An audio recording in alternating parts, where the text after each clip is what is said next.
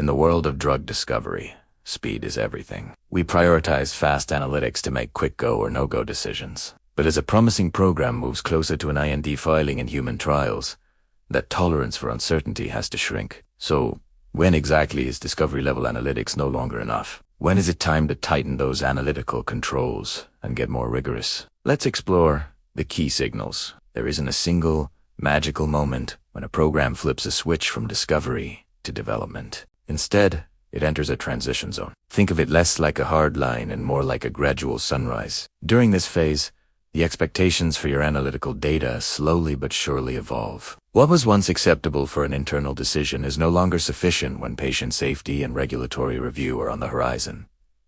The mindset shifts from, is this interesting, to, is this safe, consistent, and So, why does this increased rigor matter so much? As your compound advances toward first-in-human studies, your confidence in its fundamental properties like identity, purity, and stability. Any lingering analytical uncertainty can cast doubt on your safety assessments. Imagine trying to interpret toxicology data when you aren't completely sure what was administered. This ambiguity not only undermines your own program's integrity but also raises red flags for regulatory agencies. Building confidence early is key. The first major signal that tighten controls is candidate selection. The moment you officially nominate a lead candidate, the game changes. From this point forward, all the data you generate, toxicology, pharmacology, formulation, needs to be linked back to a well-characterized molecule. Your analytical data must be robust enough to support reproducibility and ensure consistent quality across different batches.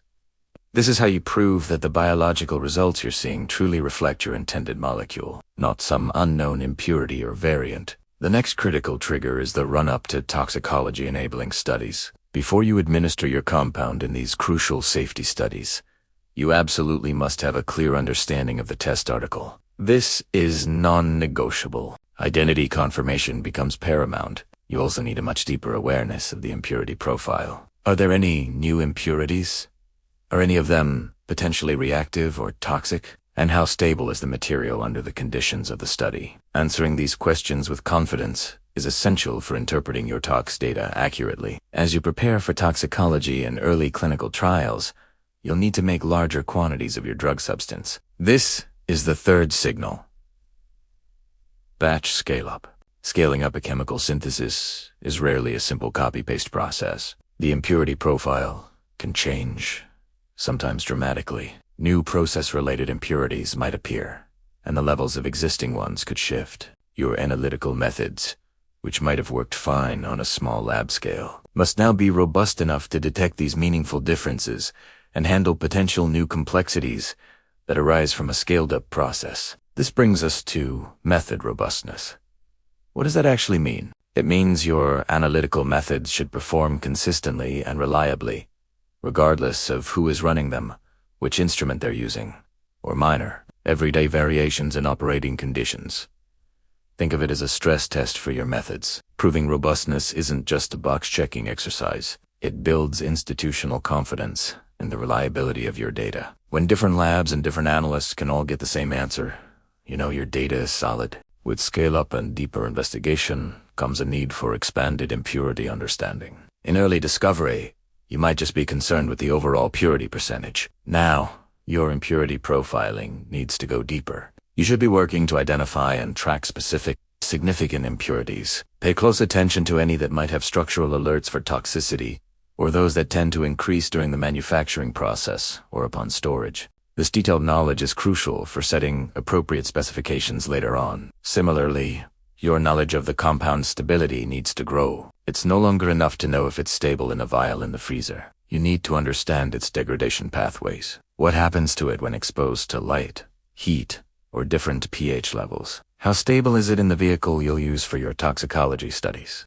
This information is critical for ensuring the integrity of your material all the way from manufacturing to administration, guaranteeing that what you intend to test is what is actually being tested. To tie all of this together, you need to establish reference standards. A reference standard is a highly purified and well-characterized batch of your compound that serves as the benchmark for all others. It becomes your gold standard.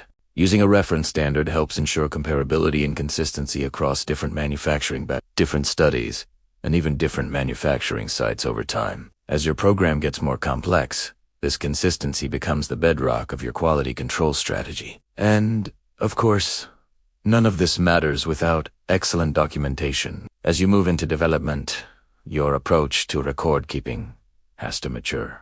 Every method, every experiment, every result, and the entire history of your material needs to be clearly documented. This creates a chain of traceability and supports if a question comes up months or even years later, you'll have a clear, auditable trail to find the answer. This is absolutely critical for regulatory submissions and for the long-term health of your program.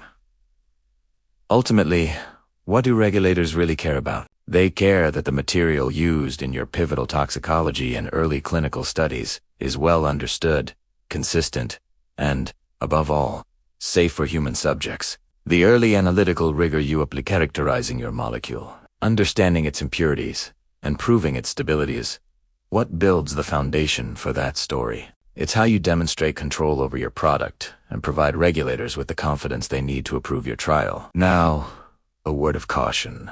Increasing rigor doesn't mean you need to implement full-blown commercial-level quality controls overnight. That would be inefficient and wasteful. The key is to avoid overcorrection. The level of analytical control should be phase-appropriate, evolving in proportion to the program's risk and development stage.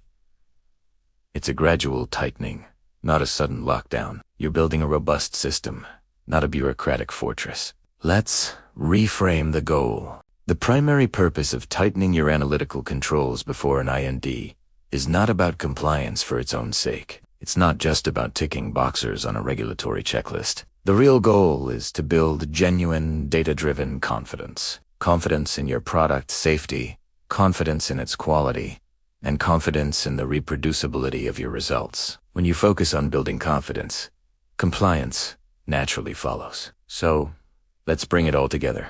The journey from discovery to development is a transition from a world that thrives on speed to one that requires undeniable confidence. By recognizing the key signals candidate selection, tox studies, and scale-up and strategically tightening your analytical controls, you ensure a smoother, more successful transition from promising science to clinical reality. In our next episode, we'll flip the coin and look at the common analytical mistakes that can derail a program in its early stages. Thanks for watching, and be sure to subscribe for more insights.